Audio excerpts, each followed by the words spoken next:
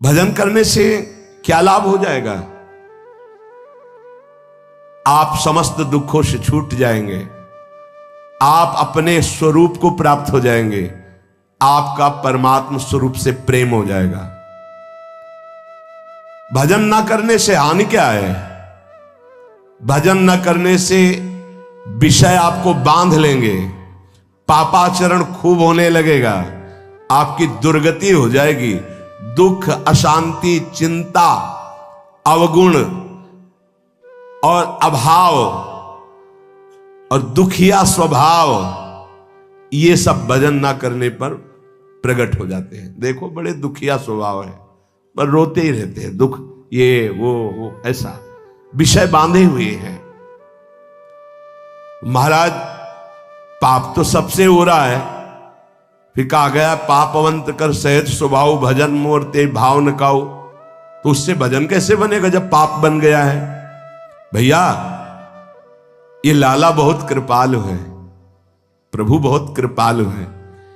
यदि तुम भजन की सोचोगे कि अब मुझे भजन करना है, तो पाप नष्ट होना शुरू हो जाएगा। ये बड़े कृपालु हैं। अपिचेत सुदुराचारो भजते माम अनन्य भाग साधुर्य समंतव्य सम्यक व्यवसिता हिस्सा। महान दुराचारी भी सोच ले कि भगवान के सिवा मेरा कोई कल्याण नहीं कर सकता, बस मैं उसे महात्मा बना दूंगा। जिसने इस संसार को बनाया वो बड़ा कृपालु है, करुणामय है। चिंता न करो, यदि तुमसे पाप बन गए हैं, भूल हो गई है, तो प्रभु का नाम जपने की सोचो केवल, तो पाप नष्ट होना शुरू हो जाएंगे। और नाम जब शुरू किया तो वो अवश्य, पर ध्यान रहे बहुत बड़ा स्टॉक जमा है पाप का। ये थोड़े दिन नाम जप करके अगर देखोगे कि ना तो नाम में मीठापन लग रहा है, ना नाम हमको सुख प्रदान कर रहा है लौकिक, ना हृदय में शांति, जलन बढ़ती जा रही, चुपचाप बढ़ाते जाना, नाम बंद मत करना। वो शुरू है पाप नष्ट होना। पूरे पाप नष्ट होकर जब हृदय निर्मल होगा तो नाच पड़ोगे, बीच में मत रुक जाना।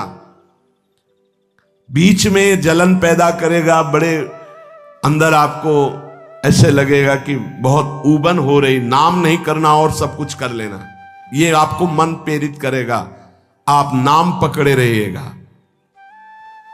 तो नाम जप और सत्संग में कौन श्रेष्ठ है? नाम जप में और सत्संग में कौन श्रेष्ठ है? भैया सत्संग से नाम जप में प्रीति होती है, और नाम जप करने से सत्संग समझ में आने लगता है। दोनों एक दूसरे के पूरक हैं। साधन को हरि भजन है कै सत्संग सहाय। सत्संग से नाम जप में रुचि होती है, और नाम जापक ही सत्संग के सही अर्थ को समझ पाता है, सही लाभ को ले पाता है। तो महाराज हमारा कहने का मतलब कि भजन में अधिक समय लगाना चाहिए कि सत्संग में? तो जो नया साधक है उसे अधिक समय सत्संग में देना चाहिए। वाणी पाठ, शास्त्र स्वाध्याय, सत्संग में बैठा, ये सब सत्संग के अंतर्गत आता है। और जो अनुरागात्मिका भाव को प्राप्त हो चुका है उसे थोड़ा समय सत्संग में और शेष समय एकांत में व्यतीत करना चाहिए, आंतरिक चिंतन। जैसे जब भाव का प्रादुर्भाव होता है तो फिर किसी शास्त्र के स्वाध्याय की रुचि नहीं रह जाती, क्योंकि निश्चय हो चुका है ना, लक्ष्य निश्चय हो चुका है, अब कुछ जानना है नहीं, बस अपने प्रीतम की लीला संबंधी, रूप संबंधी बातें, इसके बाद अब कुछ जानना नहीं, क्योंकि और कुछ पाना नहीं, और कुछ करना नहीं। अनुरागात्मिका भक्ति जब हृदय में बढ़ती है तो फिर इष्ट मिले और मन मिले, मिले भजन रस रीति, बस उससे चर्चा हुई और पूरा जीवन, पूरा समय एकांत चिंतन में, आंतरिक चिंतन में। शास्त्र और लोक व्यवहार ये सब अनुरागात्मिका भक्ति वाले को फिर आगे चलकर रुचते नहीं है, कुछ अच्छा नहीं लगता। अगर ये सत्संग न करना हो तो समय ही नहीं है ना। इसके लिए अंतर की वृत्ति को छोड़कर बाहर आना पड़ता है। कोई शास्त्र, कोई लोक व्यवहार, ये सब उसके अंदर नहीं रह जाता जो अनुरागात्मिका भक्ति का उपासक होता है। जो प्रेम लक्षणा भक्ति का उपासक होता है, विविध शास्त्रों का स्वाध्याय करना, विविध प्रकार की वार्ता सुनना, ये उसका स्वभाव नहीं होता है। उससे मन हट जाता है। बस आराध्य देव की वार्ता, आराध्य देव की सेवा, आराध्य देव का मंत्र, आराध्य देव का चिंतन, समिट गया। बाबा भजन करने में ये संचित कर्म बहुत बाधा देते हैं। क्या ये बात सही है कि जैसे भजन में लगे तो कहो इतनी प्रतिकूलता आ जाए, इतना दुख आ जाए कि आपका भजन छूट जाए? हां, भजन करने में संचित कर्म बाधा पहुंचाते हैं, पर दृढ़ता यदि है तो बाधा कुछ बिगाड़ नहीं पाएगी, आगे बढ़ जाएगा, बाधाएं नष्ट हो जाएंगी। प्रायः यदि गुरु वचनों पर दृढ़ नहीं है तो फिसल जाएगा और बाधा गिरा देगी। पूर्व के पाप, पारिवारिक मोह, विषय भोगों की इच्छा, कहो ऐसा अपमान का वातावरण कि तुम्हारा उपहास हो, तो लगेगा कब तक सहे, छोड़ो यार, वो बाधाएं उसे परास्त कर देंगी। बाबा कह रहे हां, भजन करने के लिए जब कोई कमर कसता है तो पूर्व संचित पाप बाधा डालते हैं, पर जिसका दृढ़ संकल्प हो गया है, पीछे कदम नहीं हटाना, इसमें ध्यान रखना, पीछे कदम नहीं हटाना। इतनी सीख ले लो, जितनी माला में पहुंचे उससे नीचे नहीं उतरना, जितना पाठ में पहुंच चुके उतना पाठ करना, जितना त्याग में पहुंच चुके उतना कदम मजबूत जमा लेना, पीछे मत हटना। हर बाधा आपको आगे बढ़ा देगी, पीछे नहीं हटाएगी। बाधा तो आएंगी, आती हैं, बड़े बड़ों के जीवन में आती हैं। देखो ना, राधा बाबा अनुष्ठान में बैठे तो पैर फिसला, टूट गया, अंग टूट गया। ये पूर्व संचित कर्म जो हैं, पाप कर्म, ये बड़े बड़ों को बाधा पहुंचाते हैं। बस दृढ़ता होनी चाहिए। संचित कर्म दृढ़ भाव वाले साधक के जीवन में कभी बाधा नहीं पहुंचा सकते। ये बातें पकड़नी चाहिए, नहीं प्रायः फिसलन हो जाती है। भजन करने वाले उपासक को इतना दृढ़ हो जाना चाहिए कि अब चाहे प्राण निकल जाए, अब मैं रुकूंगा नहीं, इस मार्ग को छोड़ूंगा नहीं, अब जो होगा देखा जाए, कोई बाधा नहीं परास्त करेगी। एक कदम कदम पे बाधा आती, कदम कदम पे, क्योंकि पूर्व पाप बख्शेंगे थोड़ी आपको, वो तो आपको गिराना चाहेंगे। और अगर भजन चल रहा है, नियम ले लिया, गुरु वाक्यों पर चल रहे हो, तो वो खुद नष्ट हो जाएंगे, क्योंकि असत कर्म है वो। ये सत है, सत को कोई काट नहीं सकता, सत को कोई गिरा नहीं सकता, पर बाधा आएगी। रुकना नहीं है, झुकना नहीं है, टूटना नहीं है, पक्का। ये रोज सत्संग में सुन रहे हैं, मानो आपको रोज वो युक्तियां मिल रही जिससे आप आगे बढ़े। इसमें दृढ़ता के लिए सबसे पहला सत्संग है। पर यह है कि कुसंग भी बहुत जोर का होता है। यद्यपि सत्य के आगे कुसंग क्या है, पर आपको परिणाम में अगर बताएं तो 10 साल का सत्संग और 10 दिन का कुसंग, इतना प्रभावशाली। तो आप कहेंगे फिर सत्य का इतना धीमे प्रभाव पड़ता है, इसलिए कि बहुत जन्मों से हमारी इंद्रियां और सब कुसंग में राजी रही है। जैसे इस बिल्डिंग को बनाने के लिए कितने महीने लगे होंगे, लेकिन इसको गिराने के लिए दिन चाहिए, केवल 1 दिन, 2 दिन, 3 दिन। बनने में वर्ष लगे होंगे। ऐसे ही साधना की ऊंचाई पर चढ़ने में समय लगता है, सत्संग की बातों को जीवन में उतारने में समय लगता है, लेकिन भ्रष्ट होने में नहीं होता। 5 मिनट में भ्रष्ट हो जाओ। सत्संग, सद्विचार रहना, दूसरा दृढ़ता का जो बाधा तुम्हें गिरा नहीं पाएगी। अब साधक के अंदर असद विचार पाए जाते हैं। ओखली पे सर रख दिया तो चोट गया, क्या गिनना। जब प्रभु के लिए जीवन अनंत जन्मों से भटक रहे हो, इसी में भटक रहे हो। बस समझ लो ये बाधा आई है तुम्हारे जीवन को बर्बाद करने के लिए। अगर लक्ष्मण रेखा से बाहर निकल गए तो मिट्टी में मिला देगी ये माया। मान लो प्रार्थना, अगर आप लक्ष्मण रेखा के अंतर्गत रहे, आज्ञा के अंतर्गत, तो बाधा तुम्हें परास्त नहीं कर पाएगी। नहीं तो जो दुर्गति का केंद्र है आगे देख लेना, पर आप कह नहीं पाओगे। वो अंदर की मार होती है माया की। भजन करने वाले को संचित कर्म बाधा पहुंचाने के लिए आते हैं, पर बचा जा सकता है इसी से, सत्संग और सद्विचार। जीवन का हमारे जो बर्बादी का प्रभाव पड़ेगा पूर्व संचित कर्म, वो हमारे विचार बदलता है। ध्यान रखना, पहले बुरी दशा आने के पहले बुद्धि बदली जाती। जब साधक का विचार बदलता है तभी घबरा जाते हैं हम, अरे अरे ये क्या। पर वो आक्रमण विचार में करता है। कर्म पहले विचार को बदलता है। यहां कह रहे सत्संग और सद्विचार, तुम्हारे अंदर असद विचार आने ना पावे। हे, कौन से मन से तुमने हां कहा, कौन से मन से तुमने भगवत मार्ग में उत्साह बनाया, कौन से मन से तुमने संसार से बैराग लिया। अब उस मन को क्यों भूल गए? दूसरा मन कैसे आ गया? मतलब पूर्व संचित पाप कर्म तुम्हें गिरा रहा है और तुम गिर रहे हो जानबूझ करके। पर हाथ नहीं पकड़ोगे तो गिर जाओगे। हाथ पकड़ाने का मतलब कि मेरे मन में तो आ रहा है कि मैं ऐसा कर लूं, पर आपकी क्या आज्ञा है। बिल्कुल अवसर नहीं देता साधक।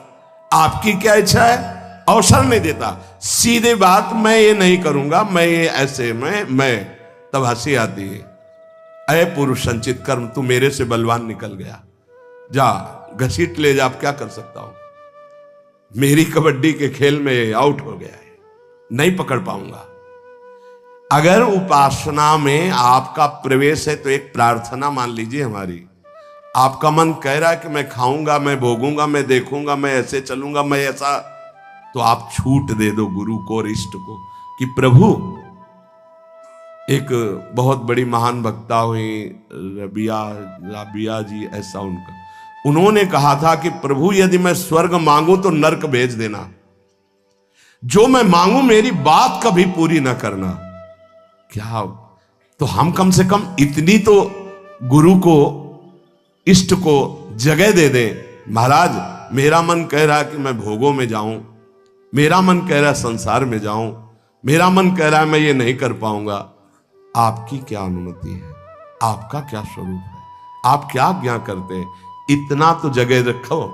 आप तो जगह ही नहीं रखते, पूरी लाइन क्लियर कर देते हैं, कोई अधिकार ही नहीं देते। नहीं, मैं ऐसा नहीं करूंगा, मैं ये नहीं कर पाऊंगा।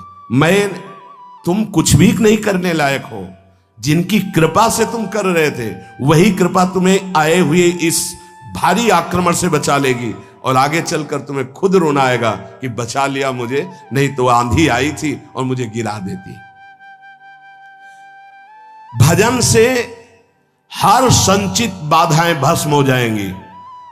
ध्यान रखना, भजन करने वाले पर संचित कर्म बाधा डालेंगे, पर सत्संग और सद्विचार और भजन की दृढ़ता हर कर्म को भस्म कर देगी, हर बाधा को भस्म कर देगी। तुम्हारे जीवन में यदि किसी संत का संयोग है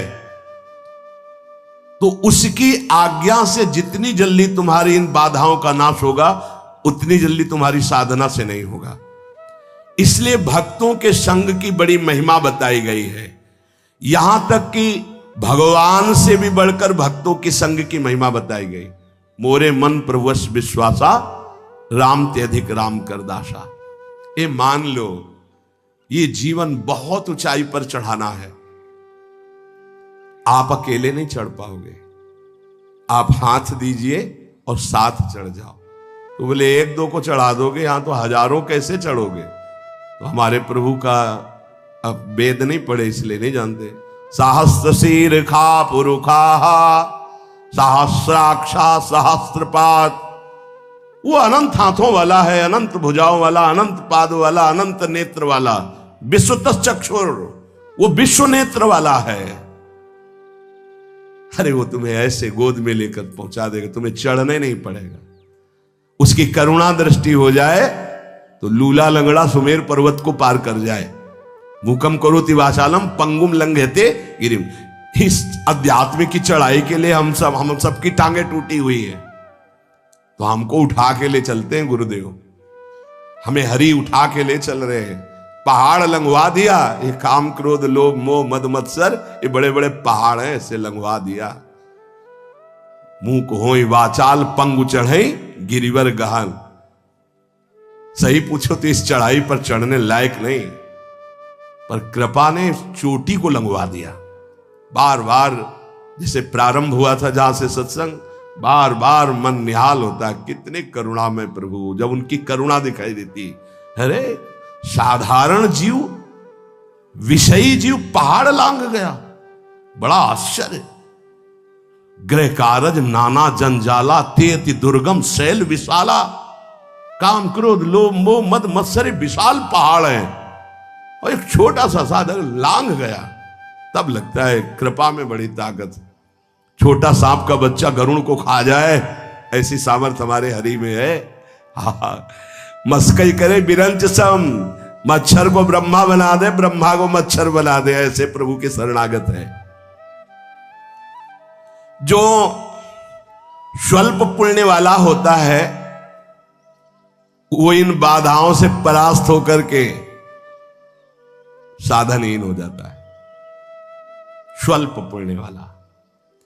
महान पुण्य वाले कैसे बने?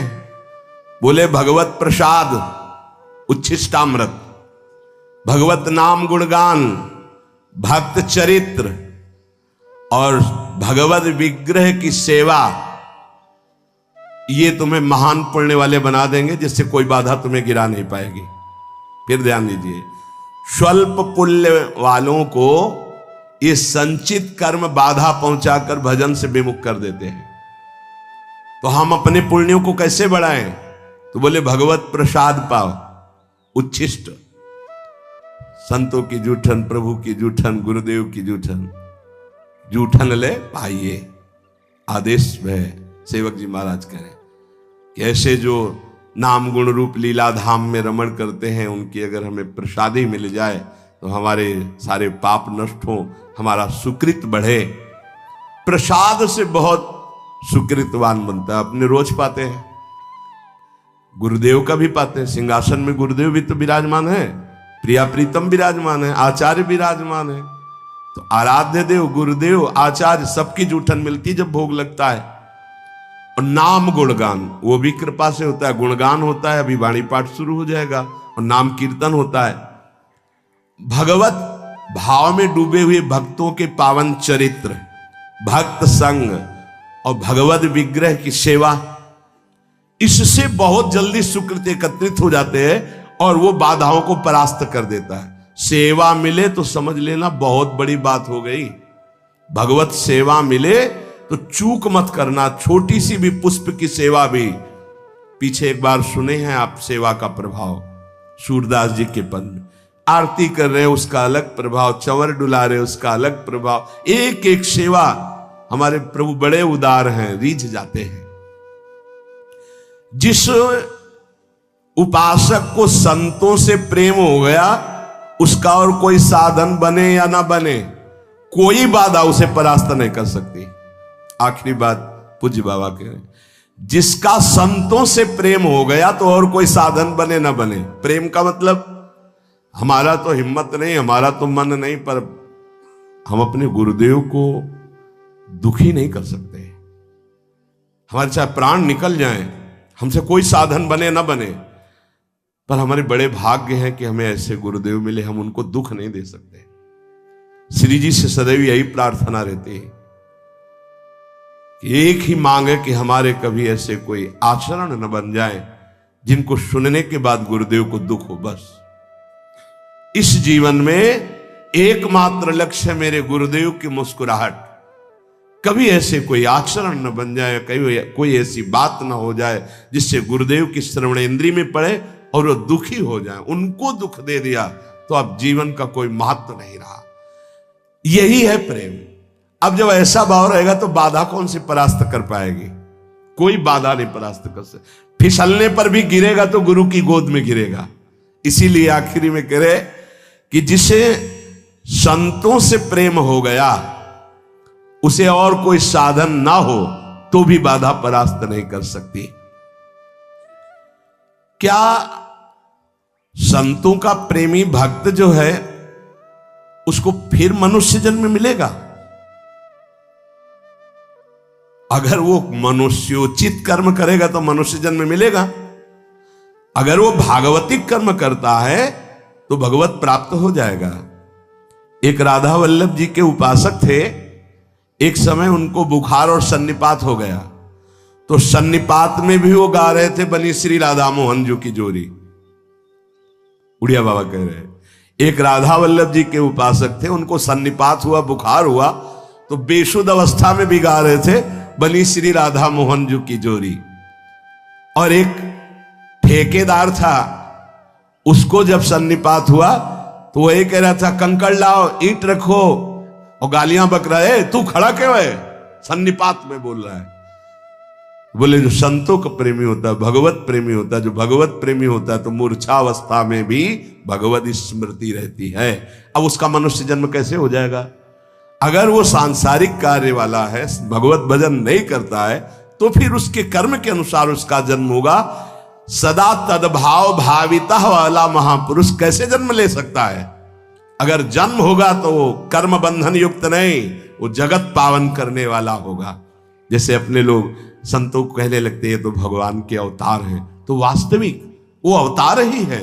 वो कर्म बंधन से नहीं आए, वो भगवत प्रेरित होकर, वो भगवत प्रताप रूप से अवतरित हुए जगत मंगल करने के लिए। आप सोच रहे हैं कि हम अभी मन को थोड़ा मनोरंजन करके, ये थोड़े में नहीं संतुष्ट होगा, इसकी टांग पर शर्ती चली जाएगी। ये इतना आपको परेशान कर देगा कि शायद है कि आपसे भजन ही होना बंद हो जाए। आपके अंदर आएगा, काम भोग करने की इच्छा आएगी, नाना प्रकार के पदार्थों की इच्छा आएगी, इच्छा होती है। ये चारों बहुत बड़े मतलब विक्षेप पहुंचाने वाले हैं। उससे हम निकलने की जो चेष्टा करते हैं तो उसमें जलन होती है, उसको ना सह पाना, जलन को ना सह पाना, ये कषाय होता है, ये गिरा देता है।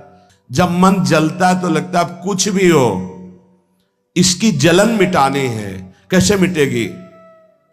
भजन की पूर्णता के लिए इन चार बाधाओं का त्याग करना चाहिए। ये लय कैसे मिटाया जा सकता है? जो अति भोजन करते हैं वो इस बाधा को कभी नहीं हटा सकते।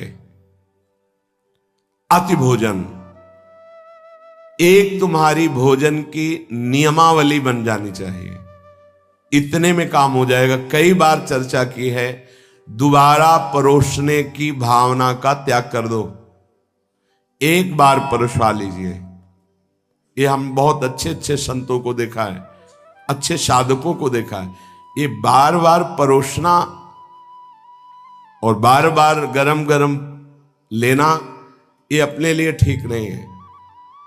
मान लीजिए हमारी प्रार्थना, एक बार लीजिए, दाल इतनी, हाँ ठीक है, सब्जी इतनी, ठीक है, मीठा इतना, हाँ ठीक है, रोटी 4 रख दीजिए, 8 रख दीजिए, जितना पाते एक बार, और अब दोबारा हमें जरूरत नहीं पड़ेगी, आप अन्य संतों को दीजिए।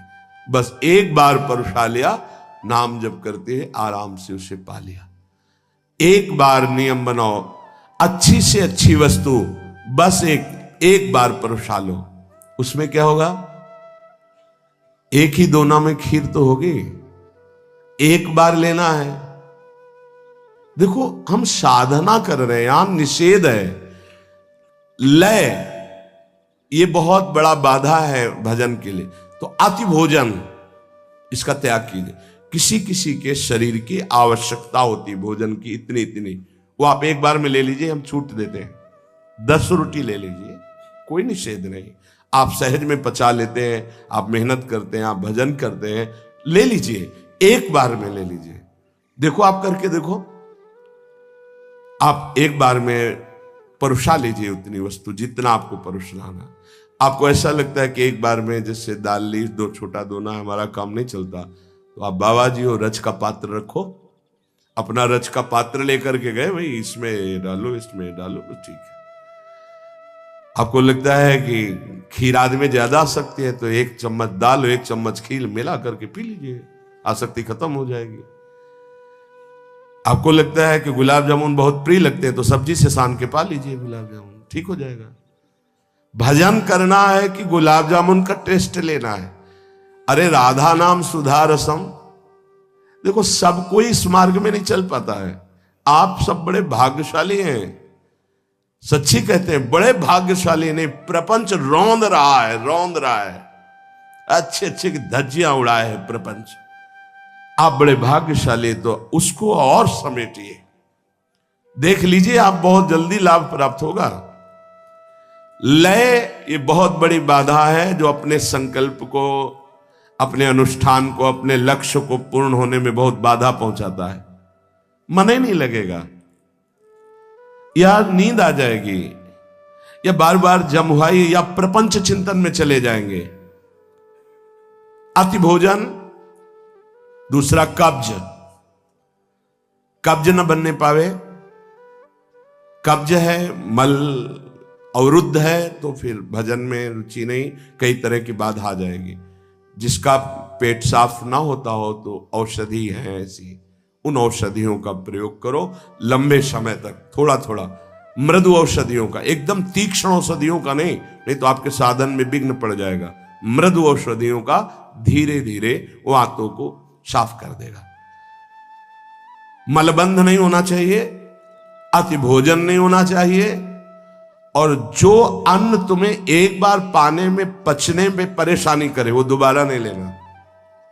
जैसे जीवन में कभी कोई पदार्थ ऐसा हुआ, तो फिर मूंगफली कभी एक बार पाके देख ली, और संतोष से कुछ ऐसी वस्तुएं लिखाई गई थी कि जिनको जीवन में ब्रह्मचर्य के लिए नहीं पाना। छोटी डायरी है वो रखी हुई, नहीं जीवन में नहीं, सामने जैसे है नहीं। जैसे गोभी है, ये गैस बनाती है, कब्ज बनाती है, नहीं पाया। कई ऐसे पदार्थ हैं संसार वाले, उनको मेहनत करनी है, अपने को बैठना है, अपने को वाणिज्य गायन करनी, भजन करना, तो ज्यादा गरिष्ठ और गैस्ट्रिक पदार्थ ये नुकसानदायक है। जैसे सुनते हैं राजमा, ये जीवन में नहीं पाया गया, जीवन में नहीं पाया गया। क्यों? ये ब्रह्मचर्य घातक है, बलिष्ठ है और गैस्ट्रिक है। ऐसे पदार्थ हमें नहीं पाने, हमें रुचि नहीं देखनी है, हमको अपने जीवन को संभालना है, जो भगवत अर्पित करना है। प्रपंच में मनोरंजन करने का जिसका स्वभाव है, वो लय को प्राप्त हो जाएगा। जिनके पास मोबाइल है, अगर गेम खेलने का स्वभाव है, साधक होकर रील देखने का, और क्या कहते हैं उसको, जो कहानियां किस नाटक बनते हैं, सीरियल, भैया हमें प्रिया प्रीतम का सीरियल देखना है। अगर इन आजकल प्रायः हर ऐसे बनाए जाते हैं जिनमें लौकिक आकर्षण की प्रधानता होती। भाई देखो, तुम भगवत मार्ग के पति को ये चीजें देखोगे तो तुम्हारा मन तुम्हें जलाएगा, फिर नहीं बचाया जा सकता, मन जलाएगा। हम जो देखते हैं उसका मनन होता है, जिसका मनन होता है वो हम करना चाहते हैं। कोई भी नौटंकी नाटक ऐसे नहीं है जो आपको विषय विलासिता से वैराग्य दिलाने वाले हों, विषय विलासिता का राग बढ़ाने वाले हैं। थोड़े दिन मनोरंजन ये छोड़ दो तो ऐसा मनोरंजन प्रिया प्रीतम कराएंगे कि रोते रहोगे।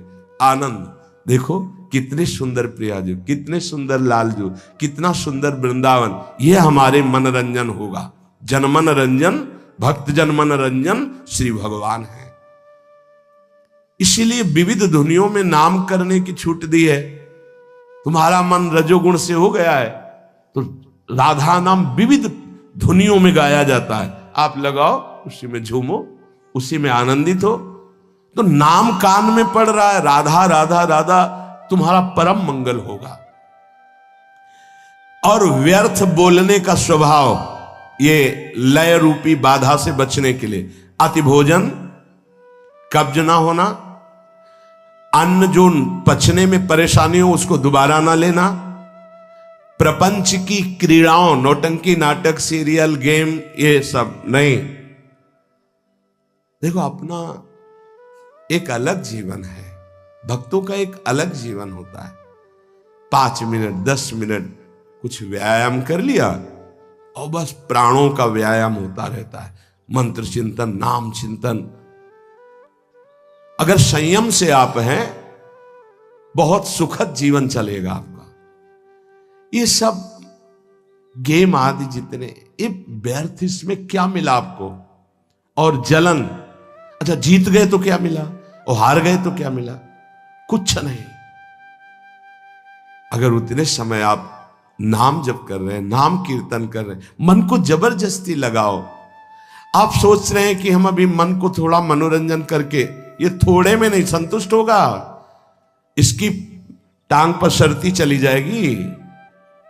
ये इतना आपको परेशान कर देगा कि शायद है कि आपसे भजन ही होना बंद हो जाए। बहुत सावधानी की जरूरत। ये खींचेगा आपको। थोड़ा ये देख लेते हैं ना, इतनी देर पाठ करके आए हैं, कीर्तन करके आए, थोड़ा सा वो आपको बहुत लय अर्थात परमार्थ विमुख वृत्तियां पैदा कर देगा।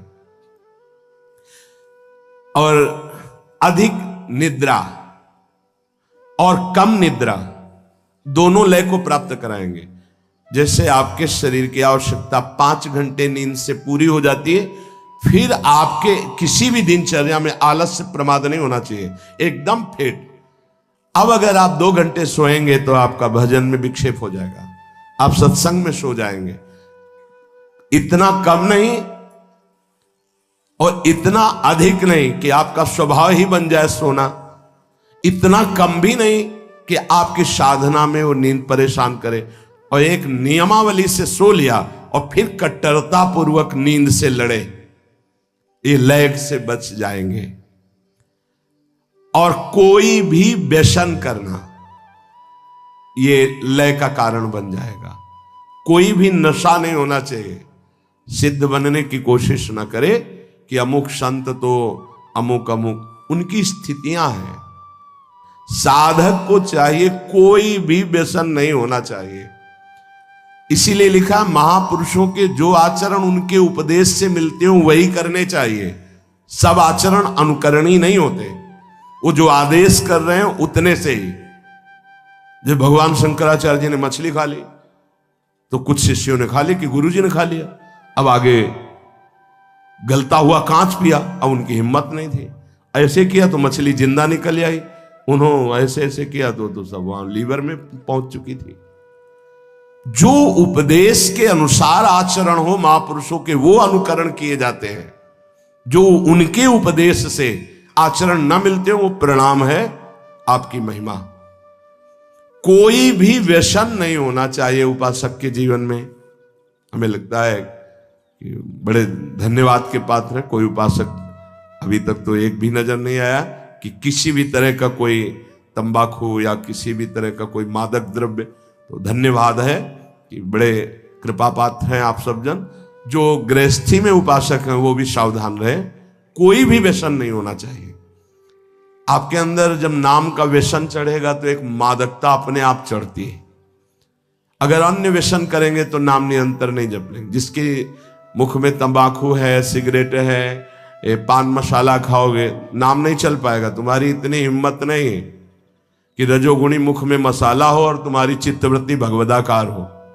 नहीं, कोई भी व्यसन नहीं होना चाहिए, तो लय से बच जाओगे। अति भोजन, मलबंध अर्थात कब्ज नहीं होनी चाहिए। वो अन्न नहीं पाना चाहिए जो पचने में परेशानी करता है। कोई भी प्रपंच की क्रीड़ा नहीं देखनी चाहिए, जिसे सीरियल, नौटंकी, नाटक के फिल्म आदि। और अधिक नींद और कम नींद दोनों नहीं होनी चाहिए। युक्त, जितने जीवन के लिए आवश्यक है उतनी नींद। और कोई भी व्यसन ना हो तो लय से बच जाओगे। दूसरा है विक्षेप। विक्षेप विषयों का होता है। ये अनात्म वस्तुओं के संयोग से सुख लेने की इच्छा बहुत जन्मों से ये संस्कार चला रहा है। आपके अंदर आएगा, काम भोग करने की इच्छा आएगी, नाना प्रकार के पदार्थों की इच्छा आएगी। इच्छा होती है, इसी को बंधन कहते हैं। इसी विक्षेप को जो जीत लेता है वो बंधन मुक्त हो जाता है। इच्छा का त्याग करना ही परमार्थ के पथिक का परम कर्तव्य होता है। इच्छाओं का त्यागी होना चाहिए, जा ही न चाहिए कबों कछु। इच्छा त्यागी मतलब विक्षेप का त्यागी। यही विक्षेप पड़ता रहता है। विक्षेप है विषय प्रियता। अनात्म पदार्थों में सत्यत्व सुख बुद्धि ये विक्षेप है। उपासक अंदर से देख ले, ये विक्षेप क्रिया भले न हो लेकिन चिंतन होता है, इसका अस्तित्व बना रहता है। विक्षेप पड़ता रहेगा आपके जीवन में, आप अशांत रहेंगे, आप जलेंगे, आप खुद ऐसे आचरण करेंगे जो आपको बांध देंगे, आपको क्लेश पहुंचाएंगे, भजन साधना छूट जाएगी। ये चारों बहुत बड़े मतलब विक्षेप पहुंचाने वाले हैं। पहला लय और दूसरा विक्षेप। विषय प्रियता, विषय भोगों में सुख, सत्यत्व बुद्धि, इसका त्याग करना पड़ेगा। वैसे जब कभी आपका मन किसी विषय में जाए तो उससे बचने का उपाय बहुत जोर जोर से जल्दी जल्दी से नाम करना, तो वो संस्कार नहीं बना पाएगा। पर उस समय आप देखना, अगर आप नाम जप करें उसकी रफ्तार धीमी करके एकदम बंद करवा देगा, गाढ़ विषय चिंतन कराएगा और साधक सहयोग कर देता है मन को। फिर परेशान होकर के डोलता है घंटों, मेरा मन नहीं लगता, मेरा मन अशांत है, मैं क्या करूं, मेरा मन ऐसा, मेरा मन। तो दवा क्यों नहीं ली समय पर? जिस समय तुम्हारा मन विषय में गाढ़ चिंतन कर रहा था, उस समय तुमने चिंतन करने क्यों दिया? नाम कीर्तन क्यों नहीं किया? उस समय जोर जोर से कीर्तन क्यों नहीं किया? रफ्तार से कीर्तन क्यों नहीं किया? उसको अवसर क्यों दिया चिंतन का? हर विक्षेप की काट भगवत चिंतन है। उस समय चिंतन ना बने तो कीर्तन करो। उस समय किसी भी तरह विषय चिंतन का अवसर ना दो। हृदय जलाएगा, तुम्हें परेशान करेगा, पर तुम उस परेशानी से परेशान मत हो। यही सबसे बड़ी तपस्या है। जीत जाओगे, जीत जाओगे। नहीं, हरि गुरु बड़े कृपालु हो, बार बार तुम्हें वही सब देंगे। देख लो, करके देख लो क्या मिलेगा। फिर वही ज्वाला, फिर वही परेशानी, फिर वही चिंता। जितनी जल्दी तुम इच्छा रहित होगे, जीवन मुक्त हो जाओगे। इच्छा रहित होने का सीधा उपाय, जब आपका अंदर विषय चिंतन चल रहा है, नाम कीर्तन बहुत जोर से होना चाहिए। उसको अवसर मत दो चिंतन का। विक्षेप का कारण ये भोगों के प्रति सत्यत्व बुद्धि, सुख बुद्धि है। कषाय, कषाय कहते हैं जो भोगा आवरण आपको ढके हुए है, उससे हम निकलने की जो चेष्टा करते हैं तो उसमें जलन होती है। उसको ना सह पाना, जलन को ना सह पाना, ये कषाय होता है। ये गिरा देता है कच्चे साधकों को, अधकचरे योगियों को ये भ्रष्ट कर देता है। कषाय, मन का दुलार करने की आदत, मन की जलन को अपनी जलन मान के उसके मिटाने का उपाय करना, अर्थात भोगों के कवच से निकलने की चेष्टा जो हमको दृढ़ता पूर्वक करनी चाहिए, तो हम दुलार कर देते हैं वहां मन का। जब मन जलता है तो लगता है कुछ भी हो, इसकी जलन मिटानी है। कैसे मिटेगी? भजन से। चलो थोड़ा घूम आते हैं, चलो थोड़ा मोबाइल देख लेते हैं, टीवी देख लेते हैं, थोड़ा जो कह रहा है आज कर लेते हैं। ये कभी तुम्हें आगे नहीं बढ़ने देगा। ये कवच की तरह तुम्हें बांध के रखेगा उसी विषय चिंतन में, उसी जलन में। ज्यादा दिन टिक नहीं पाओगे परमार्थ में। बहुत सूरवीर का मार्ग है ये, बहुत सूरवीर का। यहां श्वास श्वास पे तीर और बर्छियों की तरह प्रहार करते हैं काम, क्रोध, लोभ, मोह, मद, मत्सर। गुरुदेव की कृपा ही कवच है। कृपा क्या है? वो जो उपदेश कर रहे हैं उसे मान लो, यही गुरु कृपा है। ये मन पर जो भरोसा कर लेना, ध्यान दीजिए, मन पर भरोसा कर लेना कि अगर ये जो मांग रहा है हम दे देंगे, शांत हो जाएगा। धोखेबाज, भारी धोखा खा रहे हो आप, बहुत बड़ा धोखा खा रहे हो। ये मन तुमको फंसा के और जला देगा। ध्रुवदास जी महाराज कह रहे हैं, विषय चुगा जिन चुगय मन, चुगत कछुक सुख होए, फिर फांसी ऐसी लगे तेषम दुख न हो। मन कहता है एक बार ये चख लेते हैं, भोग लेते हैं, बहुत जलन हो रही, एक बार तो देख लेते हैं, फिर शांत हो जाएगा। आप राजी हो गए? इसमें लिखा है, भोगाकर्षण पर मन पर दया कर देना, दोस्ती कर लेना। चलो ठीक है, अच्छा ऐसा कर लेते हैं। उसके हटाने में जो क्लेश उसे ना सह पाना, अब क्या करेगा? 5 मिनट के लिए तुम्हें शांति दे देगा कि हाँ राधा राधा राधा राधा, बड़ा शांति मिली। अब इसके बाद जब आएगी उसमें ज्वार भाटा, फिर दोबारा कितने मिनट बाद आती है, लौट करके कुछ कहा नहीं जा सकता। हो सकता है थोड़ी ही देर में आ जाए, हो सकता है शाम तक। अब जब आएगी तो तुम्हारी ताकत नहीं कि तुम रोक सको, तुम्हारी दस्तखत करने की जरूरत नहीं, वो घसीट लेगा तुम्हें।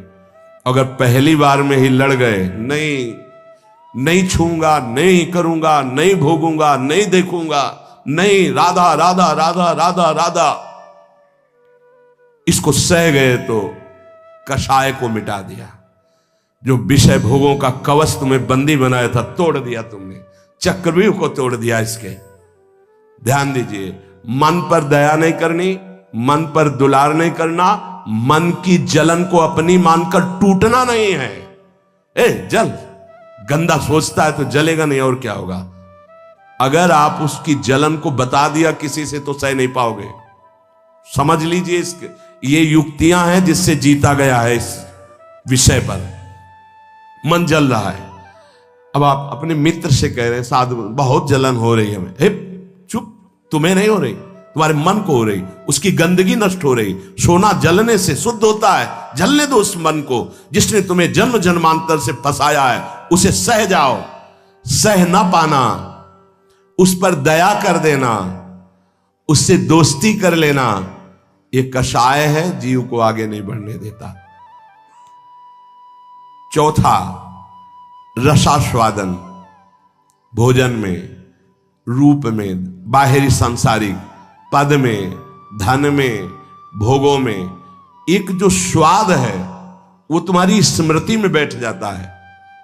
ऐसे से ऐसा खाया था बनवा के, बड़ा यार स्वाद मिल, यार दोबारा मिलना चाहिए। वो कहां जाए, किससे मांगे, कैसे करें? ऐसे हर भोग, हर चेष्टा, रसास्वाद जो प्रकृति का है वो बांधे रहता है जीव को, वही बांधे रहता है। जिस पर आपका रसास्वाद संबंध बन गया उसको तो मिटाना ही मिटाना है, पक्का।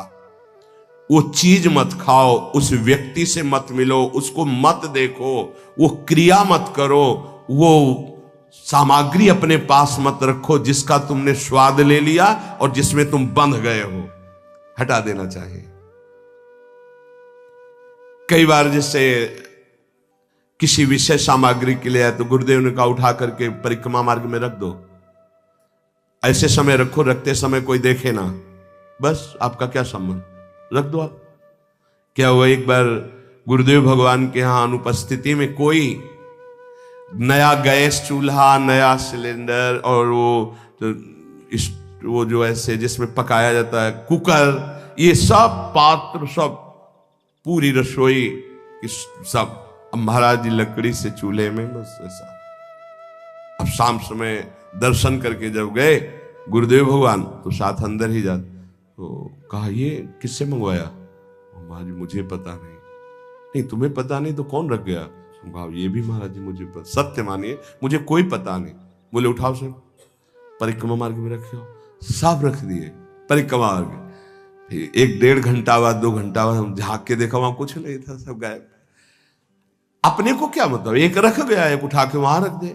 जिस चीज में तुम्हारी प्रियता हो, स्वाद जिसमें तुम्हारा बंध गया हो, उसको तो हटा देना चाहिए। जैसे कई बार पूछा जाता है आपकी क्या पाने की इच्छा है, तो पूरे खोजने पर यह पता चलता है राधा नाम पाने की इच्छा है और कुछ नहीं पाने की इच्छा। तो सब हंस देते हैं, नहीं आज कुछ विशेष, हाँ विशेष क्या, राधा नाम और कुछ।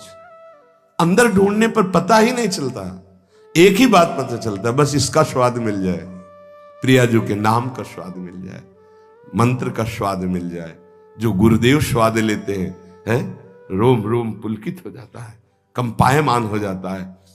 ऐसे ऐसे जब जैसे क्या स्वाद मिल रहा, पूज्य बाबा श्रीधर बाबा को देखते क्या स्वाद मिल रहा है इन संतों, वो स्वाद चाहिए।